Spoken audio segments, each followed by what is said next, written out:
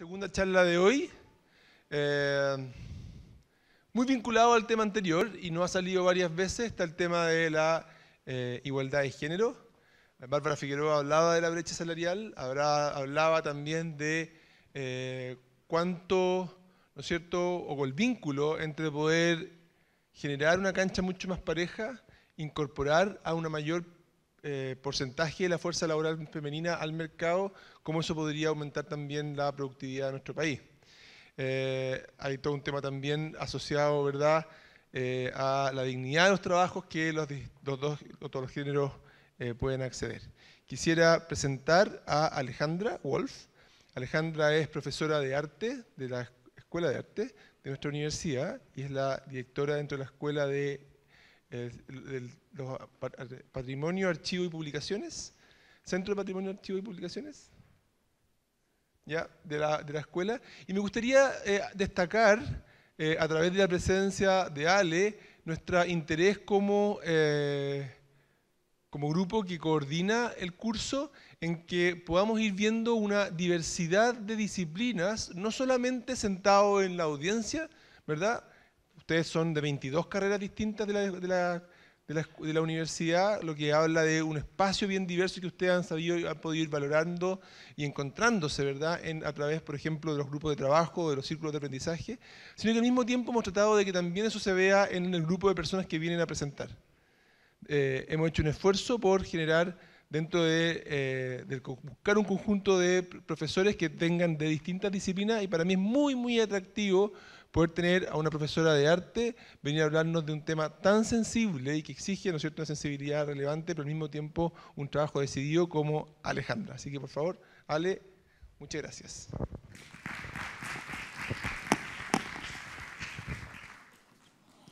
Quiero partir haciendo un comentario. Hace un año atrás, más o menos, estuve acá, en otro auditorio, eso sí. Y creo que esta reflexión tiene que ver con la pregunta que vengo a hacerles. En esa oportunidad, el auditorio, la persona que exponía, que en este caso era yo, estaba debajo. Y en ese minuto, cuando vi a los estudiantes ahí, me entró un pánico por una cuestión que tiene que ver con el cuerpo y que tiene que ver con la disposición del cuerpo y el espacio en un determinado territorio y con la significancia de la circulación de esos cuerpos enfrentándose a otros cuerpos que además estaban todos encima con sus miradas. Y en esta oportunidad yo estoy arriba. Me pongo a pensar qué quiere decir eso. Para los artistas, la relación del cuerpo con el espacio y la relación que se construye con un otro es lo que funda la dimensión del arte. Es lo que define el arte como un proceso, como un entre un sujeto y otro. Por lo tanto, todas aquellas experiencias significativas, simbólicas que definen nuestros cuerpos y nuestro género, que es una sustancia, digamos, una nominación, una construcción móvil, fluida, tiene que ver precisamente con esa disposición de los cuerpos y con esas experiencias que son cambiantes. Entonces podría pensar ahora cómo partir con la misma pregunta con la que partí anteriormente. No voy a hacer la misma presentación, pero la reflexión es esa.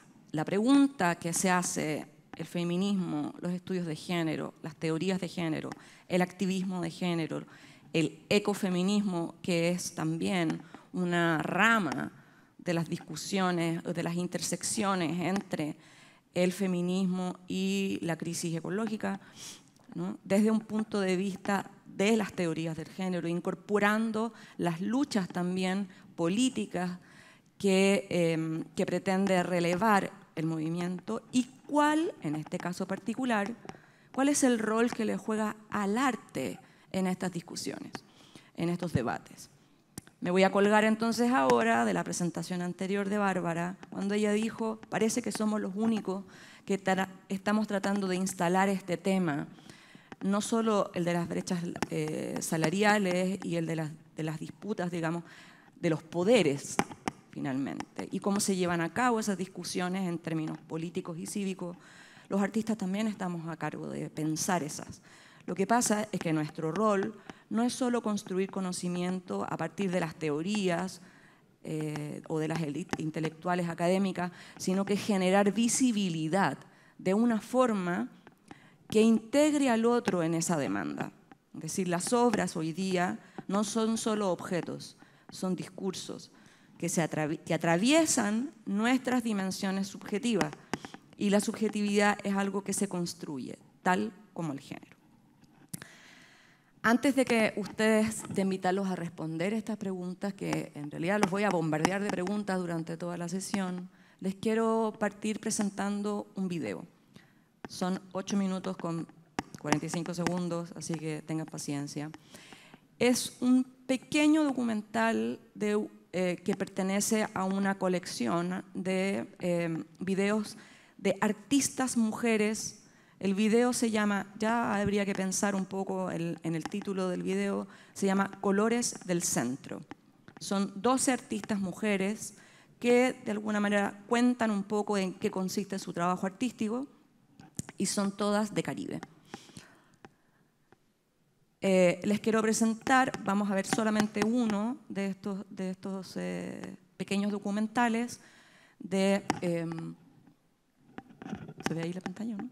Bueno, es una artista guatemalteca, es la mayor de las artistas que se seleccionó para hacer este documental, y la invitación luego es a preguntar cuál es la pertinencia del arte, las discusiones sobre género, la equidad de género, las funciones éticas del arte, las relaciones de poder, la función política del arte y el arte en Caribe.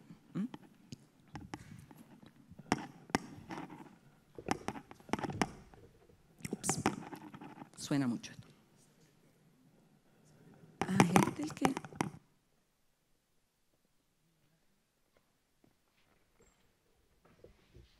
Creo que es este. Perfecto.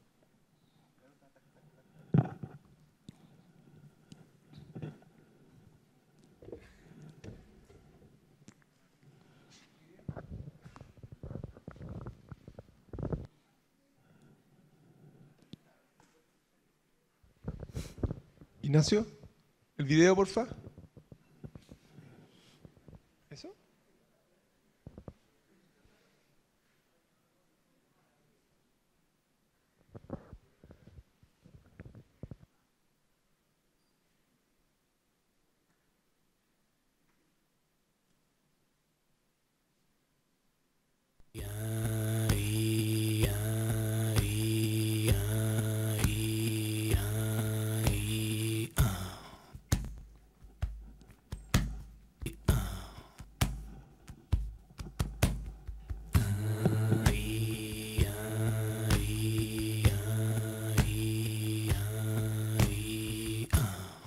Digamos, para aquí era normal y era casi una exigencia el que pintaras con colores puros, muy fuertes, muy como es el país primaveral, y eso es falso, porque yo he tratado de capturar siempre, pero el color psicológico de Guatemala.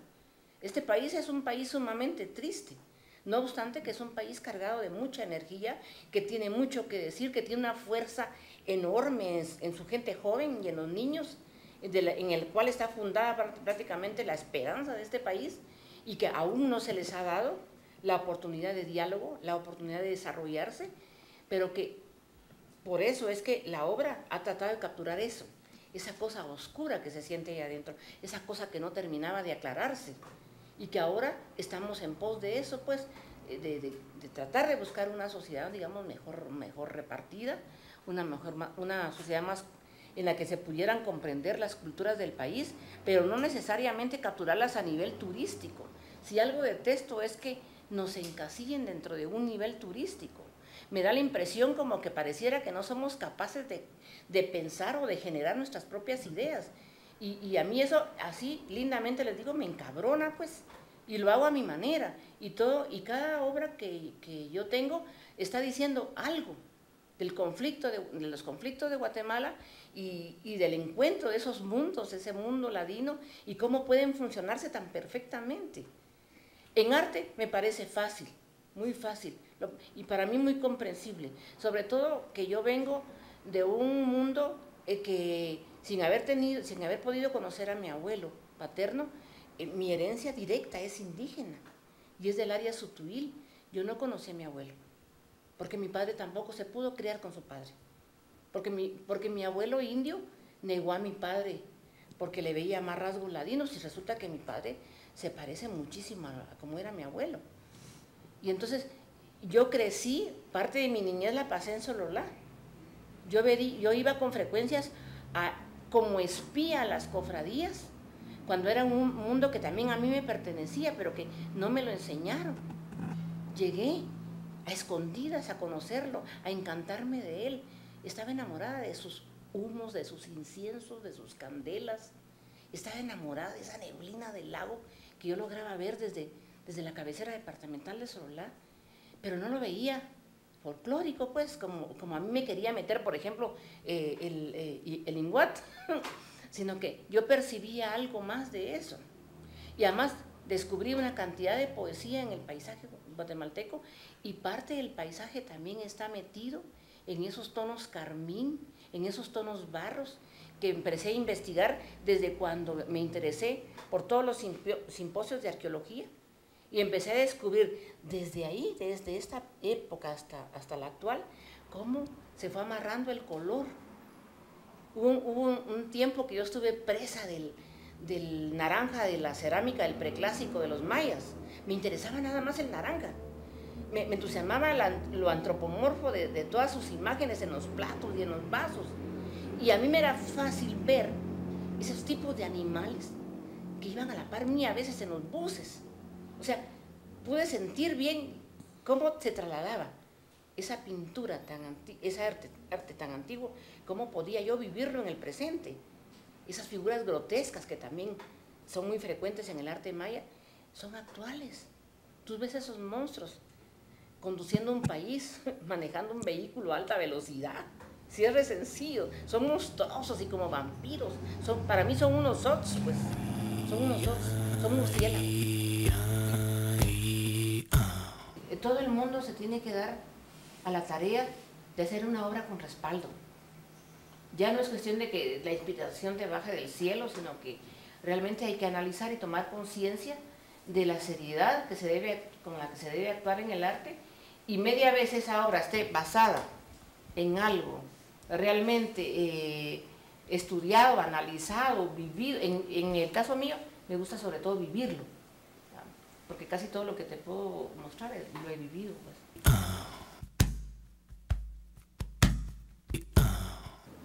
Este fragmento dice: el soldado contaba que cuando estaban las señoras muertas, les subía la falda y les metía el palo en la vagina.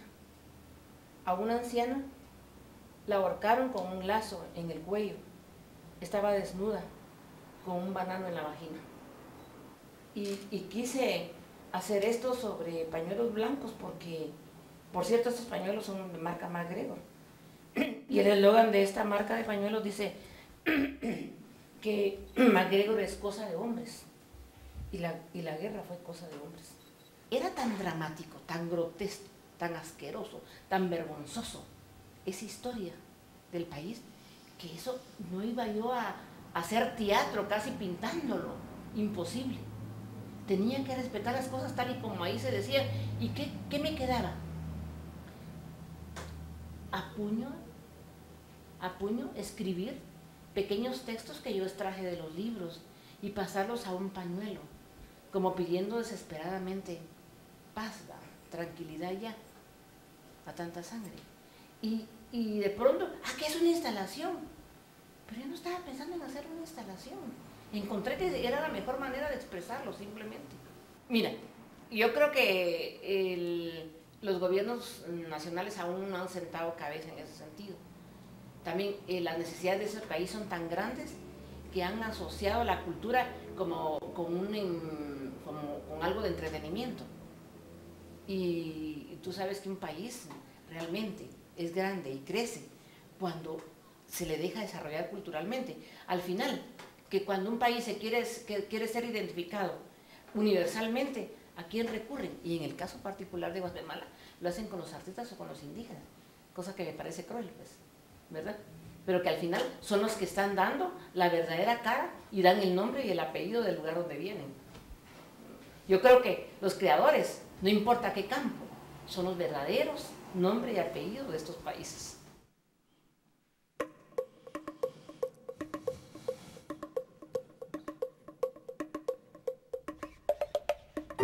¿Qué les parece?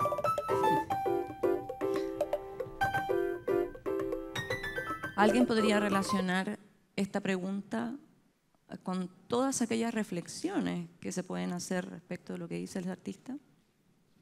No solo cuál es el lugar del arte, sino que cuál es la concepción también de cultura.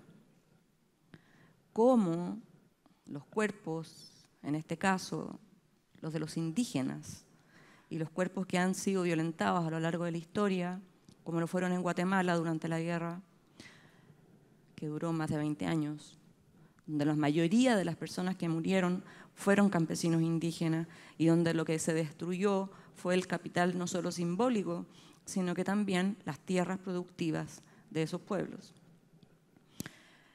Entender la relación histórica también que hace entre los pañuelos y el texto escrito a mano, de los testimonios de los soldados sobre un pañuelo de marca norteamericana cuyo eslogan quiere decir: estos pañuelos son cosa de hombres, MacGregor es una cosa de hombres.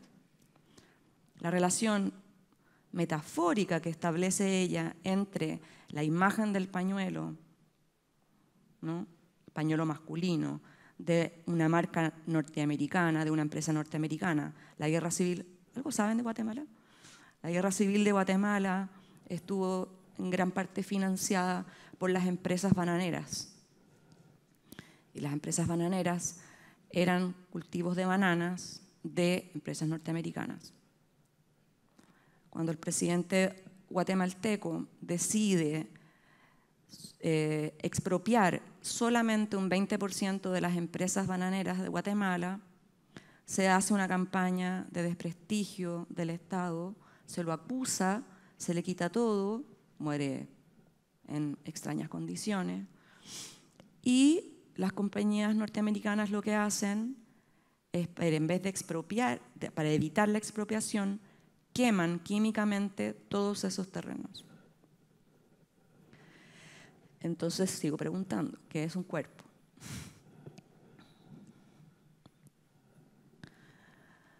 La pregunta del feminismo y la pregunta que se hacen todos los activistas de género es precisamente porque ¿qué ocurre cuando qué ocurre con la materialidad de los cuerpos? ¿Qué es? ¿Un cuerpo es solamente un organismo vivo que respira, que toma agua, que se mueve, que se reproduce? ¿Podemos determinar que los cuerpos son solamente una suerte de frontera o de límite de un alma, de una conciencia o una inconsciencia? ¿O es al revés? ¿Es la mente, en realidad, la que es la cárcel del cuerpo, la que lo determina? ¿Cómo se construye esa mente? ¿Qué significa que nuestros cuerpos sean construcciones? Construcciones culturales, construcciones del lenguaje. ¿Cómo no pensar que nuestro género o toda nuestra subjetividad viene enunciada antes de que nazcamos? Estoy absolutamente segura que todos vuestros padres en algún minuto, cuando ustedes estaban en su vientre, en el vientre de la madre, soñaron o proyectaron la realización de sus propios cuerpos. Si se movía mucho, probablemente pensaron en que iba a ser inquieto. Lo fueron nombrando, lo fueron determinando. Si sabía que era de sexo femenino o sexo masculino, si era hombre o mujer, más bien. Pero eso determina entonces nuestra esencia, nuestro género. ¿Qué es el género? ¿Qué pasa si pensamos que somos nombrados previamente entonces? Y que esa subjetividad está determinada por esa construcción que es cultural y que es previa a nuestro nacimiento. El género, si se construye, lo hace a través de esas relaciones de poder. La perspectiva feminista, establece o pretende hacernos reflexionar respecto de la binaridad y de todas aquellas categorías hegemónicas que en el caso de la naturaleza o del medio ambiente relacionan la explotación sobre el cuerpo de las mujeres por parte de los hombres con la explotación de la naturaleza por parte de los seres humanos. Esa es como una de las premisas del ecofeminismo. Pero sigamos hablando sobre cuáles son las preguntas que en algún minuto nos tenemos que hacer, no solo porque queramos desarrollar el intelecto, sino porque de alguna manera queremos que todos los cuerpos vivan y tengan derecho a desarrollarse por igual. Entonces la pregunta, ¿cuáles son o qué cuerpos merecen vivir y desarrollarse plenamente? ¿Qué pasa con los cuerpos enfermos? ¿Qué pasa con los cuerpos locos? ¿Qué pasa con los cuerpos mujeres, a diferencia de los cuerpos hombres? Pero aún así, aunque no fueran solo hombres o mujeres, ¿qué pasa con los cuerpos trans? ¿Qué pasa con los cuerpos que son sexuados mujer, pero que su género es enter o entre? ¿Qué pasa? ¿Un cuerpo está determinado solo por su biología, solo por su organicidad, solo por las funciones orgánicas? Si un cuerpo sexuado femenino tiene útero, ¿está obligado a reproducirse? ¿Se es menos femenina, se es menos mujer si decido no ocupar mi útero para reproducirme?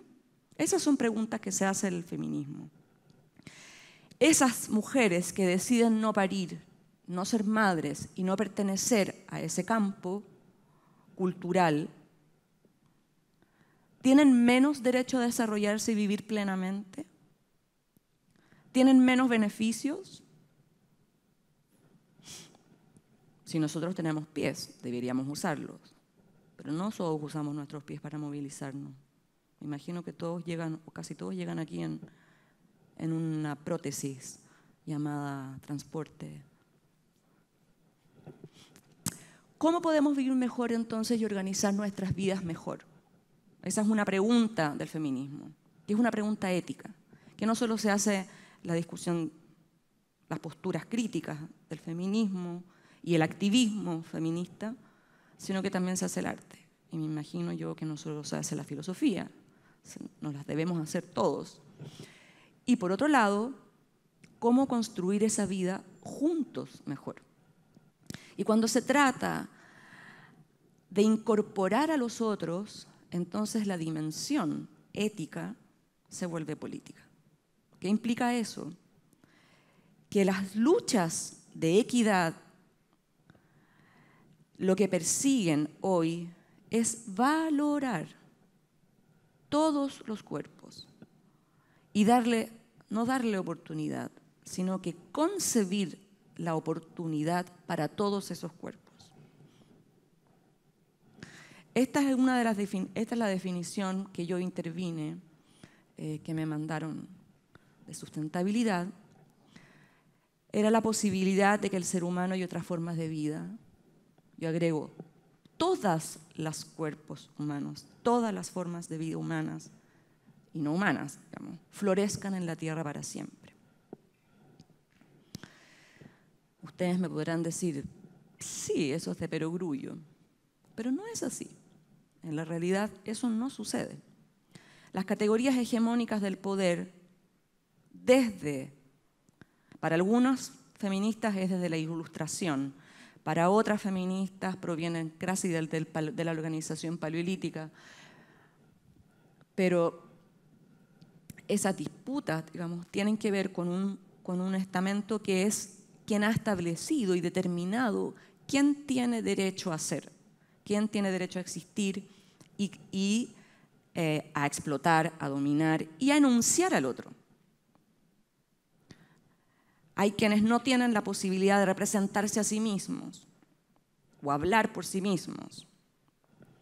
Por ejemplo, un loco, una persona con esquizofrenia, que es declarado interdicto.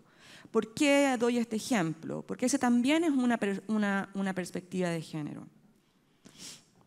Esa también es una dimensión de las preguntas que se hacen los activistas de género y que además nos hacemos los artistas. ¿Cuáles son esas subjetividades que tienen derecho a desarrollarse y cuáles no? ¿Cuáles tienen que irse a encerrar en un manicomio?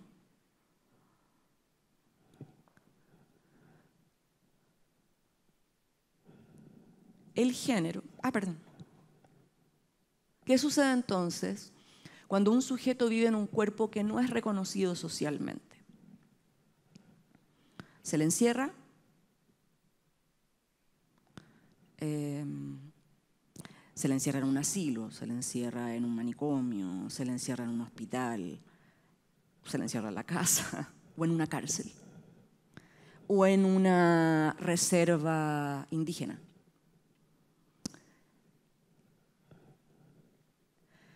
Si nosotros entendemos que un yo se construye siempre en relación con otro, no existe un cuerpo sin otro cuerpo. La pregunta es ahora, si hay solamente un cuerpo que puede definir a los otros. Desde la Ilustración podríamos decir que esas categorías, las categorías de género, raza y clase, han sido enunciadas por una élite que hasta el día de hoy es occidental, masculina o patriarcal, digamos, blanca y burguesa. Si esas han sido hasta hoy día las dimensiones que distribuyen el poder, digamos, ¿no? Y que distribuyen a su vez y definen el resto de los cuerpos, entonces la pregunta es ¿qué podemos hacer? ¿Por qué? Porque en estas categorías y en estas identidades han existido mandatos. En esta definición binaria entre lo masculino y lo femenino, ¿cómo enunciar aquellos cuerpos que no están dispuestos a responder a esos mandatos? Como por ejemplo, ser mujer implica reproducirse, tener hijos. Ser mujer implica ser madre. ¿Qué es ser madre? Se puede ser buena madre, mala madre. ¿Qué es ser mujer? ¿Qué desea la mujer? Una pregunta que se hacía Freud. Nadie sabe lo que desea la mujer, decía. Se refería precisamente a esa pregunta. ¿Por qué? Porque hasta ahora lo femenino ha sido enunciado como la contraparte de lo masculino y ha sido nominado por lo masculino. ¿Qué hace el arte? ¿Cuál es la pregunta del arte respecto a estos mismos mandatos? Les voy a mostrar una obra de una artista chilena, Jimena Somoza. Esta es una cita de una entrevista. La temática que yo trabajo gira en torno a la vida cotidiana, de los distintos roles de la mujer. A eso nos referimos con estos mandatos. Los distintos roles sociales que ella encuentra o a veces se ve obligada a adquirir en el funcionamiento social. Estas son unas intervenciones donde ella ha elaborado, como ven ahí, un vestido gigante. Está el rol de dueña de casa o el rol de la nana. Es decir, hay también que entender que dentro de estas tramas de poder no es lo mismo tampoco ser una mujer burguesa, blanca, de la élite, con un capital cultural, académico, que ser indígena, que vivir en un lugar en guerra. O sea, todas esas dimensiones, todas esas dificultades también son preguntas que se hacen al interior de la crítica feminista. Y que no solamente nos convocan a los feministas, sino que debieran convocarnos a todos los seres humanos, en la medida que lo que tenemos que evitar es seguir precarizando la vida de los sujetos. En este entonces trabajo, como ustedes pueden observar, estos dibujos que ella hace están hechos con pelo humano. Ella corta su propio pelo. El pelo a lo largo de la historia cultural, no sé si saben, pero ha tenido significaciones desde eróticas, enunciadas por supuesto por el espacio masculino, ¿no? Pero también desde una dimensión de, como un castigo. Por otro lado, en la hibridación, digamos, cultural en América Latina, las indígenas, por ejemplo, cortar su pelo es una ofensa, digamos, es indigno, porque el largo del pelo, de alguna manera, significa la sabiduría. En el pelo se concentra simbólicamente todo el poder, digamos, toda su sabiduría, toda su experiencia ancestral. Por otro lado, en la cultura occidental de tradición victoriana, el pelo, cortarse el pelo o dejar un mechón de pelo era un gesto amoroso y un gesto de duelo. Se hacían joyas de pelo. Entonces, cuando los artistas utilizan materiales o cambian las escalas o trabajan, digamos, resignificando los objetos que ocupan, en este caso el pelo, dibujar con pelo, iluminar con pelo, construir estas lámparas, ¿no?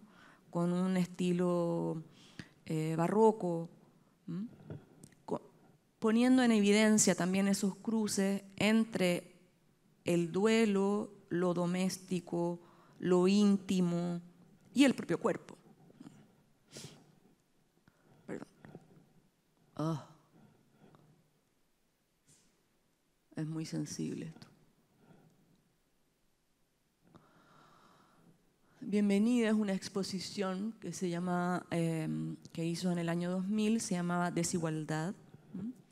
Y lo que ella hace es, a través de los trajes, de los distintos tipos de trajes que utilizan las empleadas domésticas en Chile, manda a hacer estos tremendos vestidos donde no hay un cuerpo, pero uno podría pensar que muchos cuerpos están representados allí. Y entonces hace cruzar de alguna manera con estos objetos la dimensión de la clase y el género. Es decir, no es lo mismo el trato o el uniforme, o sea, la construcción cultural, digamos, de una vestimenta que determina, es como el uniforme, ¿no? Y el uniforme lo que hace es homogeneizar. Y de lo que trata precisamente el feminismo es de poner en valor la diferencia, no lo homogéneo.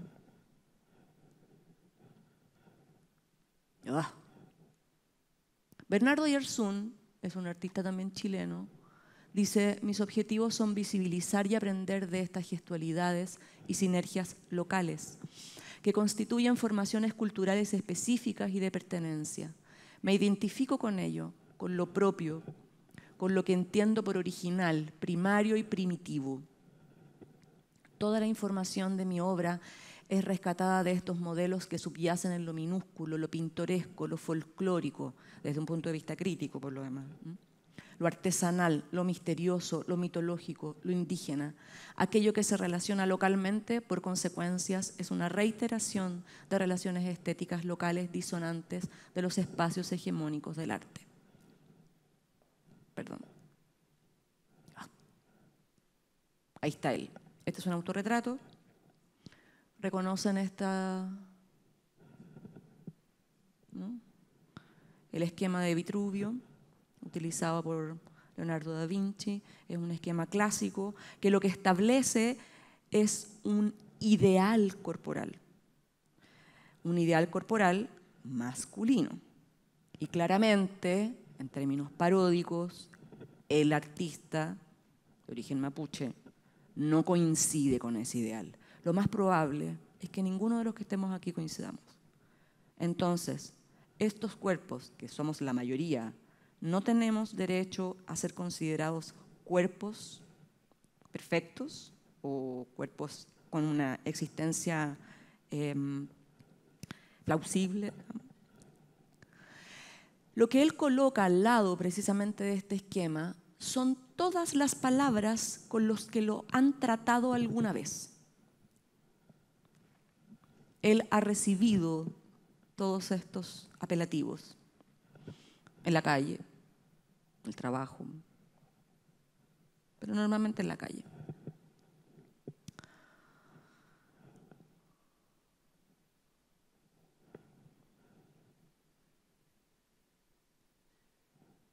Esta es otra exposición que hace él, que se llama Cosmética, y precisamente lo que pone en evidencia son todos aquellos estereotipos del cuerpo con los que nuevamente no encaja, y no encajamos probablemente ninguno de nosotros. Y que tiene que ver con los discursos hegemónicos que establecen qué cuerpos son los cuerpos que tienen que ser representados o que nos pueden representar. Es toda la estrategia publicitaria también, ¿no? Y todos los estereotipos de belleza occidental, por supuesto, blanca, la que están imperando aquí. Aquí no se nota muy bien, pero lo que él hace es teñirse el pelo lo más rubio posible, y se pone unos lentes ópticos azules. Entonces, su gestualidad y todo eso es una parodia, y lo que él pretende de alguna manera hacer es mostrar el patetismo de intentar encajar, ¿no?, dentro de ese modelo. Sebastián Friedman es un artista argentino. Dice, me interesa fotografiar tanto los espacios como sus habitantes y sus formas de relacionarse. Estoy pensando, les estoy mostrando 3 artistas que de alguna manera trabajan con estos mandatos, ¿no? Los mandatos de género, por un lado, las categorías de raza y clase. Pretendo confrontar, dice, y desnaturalizar nuestras nociones de normalidad, que esa también es una de los proyectos, digamos, del feminismo. Es decir, desmantelar, deconstruir, desde el lenguaje hasta nuestras performances, nuestros actos, nuestros pensamientos, nuestros paradigmas, respecto a aquello que todos nosotros damos por natural. Es natural que las mujeres lloren más que los hombres. Es natural, no sé, que sean más sensibles unas de otras. Es natural que los hombres sean más prepotentes. Nada es natural en un contexto cultural. Es natural que las mujeres se realicen teniendo hijos. Es natural que los hombres se realicen llevando comida a la mesa. Todas esas frases que algunos veo que se ríen, que suenan un tanto cliché, existen, forman parte de nuestro imaginario. Y las damos por normales, y las damos por naturales, y las damos por esenciales, o esencialistas, digamos. Eso es reducir toda la gama de posibilidades que hay de concebir nuestra vida, digamos, y llevarla a cabo. El género no trata solamente de aquella normalización o binarismo que hay entre lo femenino y lo masculino. Incluye todas las posibilidades, todos los actos y todas las experiencias que nos constituyen como sujetos, y también en relación a otros.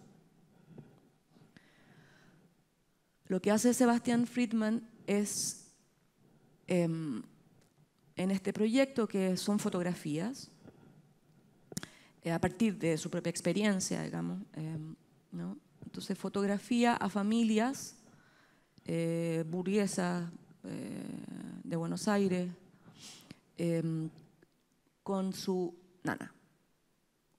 Y luego va a la casa de la nana y fotografía a la familia de la nana. En esta puesta en dimensión, puesta en visibilidad, aquello que nuestra propia cotidianidad oculta.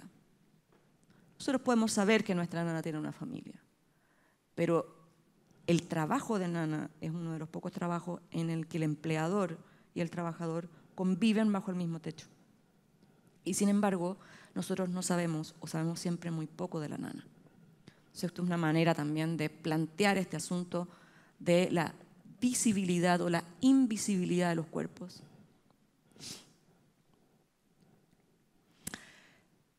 Ahora hablemos de ecofeminismo. ¿Cuál es el proyecto del ecofeminismo?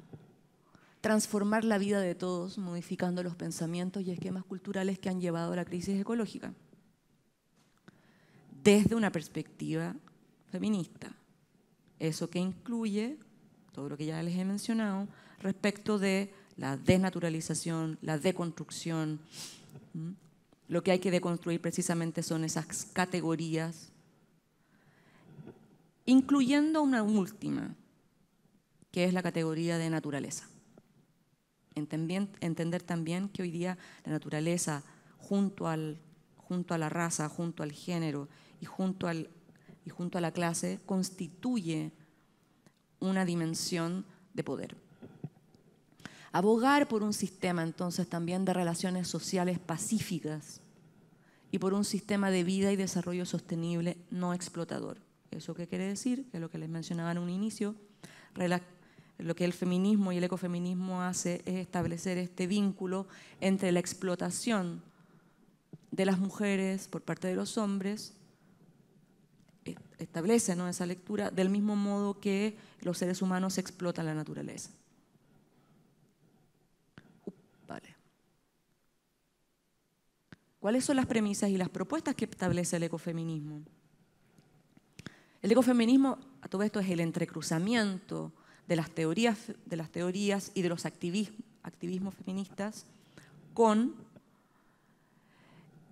el activismo ecológico y también con todas las dimensiones teóricas, administrativas, gestuales, etcétera, ¿no?, que tiene las propuestas ecologistas. Desde los partidos políticos hasta no sé, los mismos, las cátedras y las academias, digamos, ¿no?, en estas discusiones. Las premisas son que existe entonces una relación entre esas dominaciones, que lo que hay que hacer es romper con las concepciones binarias e incorporar al análisis la categoría naturaleza como parte también de las entidades que significan nuestros cuerpos. ¿Por qué? Porque nosotros afectamos a la naturaleza del mismo modo en que la naturaleza nos afecta a nosotros. Y romper con los binarismos, todos estos, incorporando la relación naturaleza-cultura, cuerpo-espíritu, femenino-masculino, subjetividad, racionalidad, materia y espíritu. Romper con ese binarismo significa no valorar más uno que otro y ampliar la posibilidad de esos límites. Todo aquello que está todo aquello que no es cultura, no necesariamente es solo naturaleza. Entre medio hay un montón de cosas, de sujetos, de cuerpos, que no responden necesariamente a ninguna de estas dos. Y aunque respondieran a una de esas dos, no hay ninguna que sea más valorable que la otra. Ahora, ¿cuál es el lugar del arte en todo esto? Este es un mural que se llama El hombre controlador del universo. Me imagino que todas han escuchado alguna vez o han visto la obra de Diego de Rivera. Este mural, que en realidad era una pintura, fue encargado por Rockefeller en el año 33 para el Centro Fotográfico en la ciudad de Nueva York. Rockefeller no contaba con que Rivera se iba a salir con la suya y su programa político, y no contaba entonces con que iba a ilustrar a todos estos personajes, Marx, Lenin, Engels, Trotsky, partidarios del comunismo, digamos. Entonces, si ustedes se fijan aquí, hay una representación de la vanguardia latinoamericana, de la modernidad latinoamericana, que es una de las, que es el modelo que instala todo este sistema, y que representa entonces este proyecto moderno de desarrollo y de progreso, donde claramente el trabajador es un hombre. Y aquí está representado, como pueden ver, la máquina, esta confianza suprema en el progreso de la máquina, que es uno de los sentidos últimos también de la vanguardia. No es la única vanguardia que precisamente la máquina es su objeto de culto. El futurismo lo fue. El tanque, de hecho, era. Y tenemos representado el microcosmos, el macrocosmos, ¿no? Todo el mundo civilizado de alguna manera, las luchas contrapuestas, la historia, el mundo clásico y el mundo religioso, la ciencia, Darwin está ahí, representado también por una suerte de radiografía. La burguesía a la mano derecha, los trabajadores y trabajadoras a la mano izquierda. Lo que se ha desmantelado aquí es la tradición histórica, clásica, ¿no? Y son los trabajadores modernos los que están construyendo sobre esa ruina.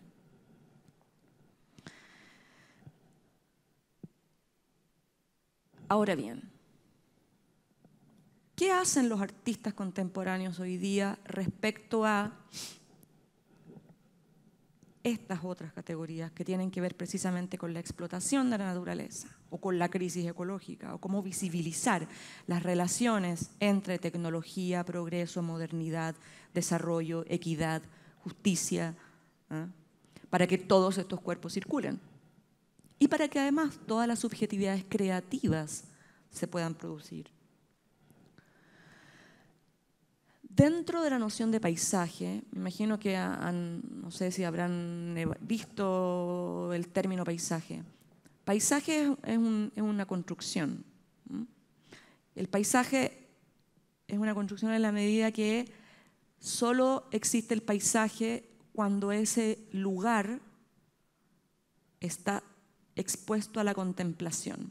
Es decir, la palabra paisaje, que en realidad tiene una raíz distinta, pero es el espacio de contemplación, no es el espacio productivo. Eso no quiere decir que yo no pueda mirar, por ejemplo, un campo de flores cultivadas de una manera estética. Pero lo más probable es que el señor que planta o la mujer que planta y cosecha esas flores para distribuirlas después a otros países, como lo hace Holanda, con el resto del mundo, como lo hace Colombia en el resto del mundo, productores de flores. Probablemente para ese sujeto, ese paisaje no es un paisaje, es su territorio, su espacio laboral. De tal manera que, ¿cómo entonces definimos estas cuestiones? La palabra paisaje viene de país, y la palabra país viene de pago. El pago era lo que el plebeyo debía darle al señor feudal para poder vivir en sus tierras y que este señor lo defendiera. ¿Cómo pasamos del territorio, del pago, de la defensa, del país, de la nación, al paisaje? En la modernidad el paisaje constituye identidad. muchas de nosotros, a veces, ¿no les ha pasado que a veces dicen, oye, los chilenos, ¿por qué son tan tristes o son como apocados? No, es que en realidad la cordillera, el peso de la cordillera, como si el paisaje nos determinara. No, es que en realidad somos medios tímidos porque las distancias que existen en nuestro territorio son enormes. Como si además la distancia tuviera el poder de determinar nuestra propia subjetividad.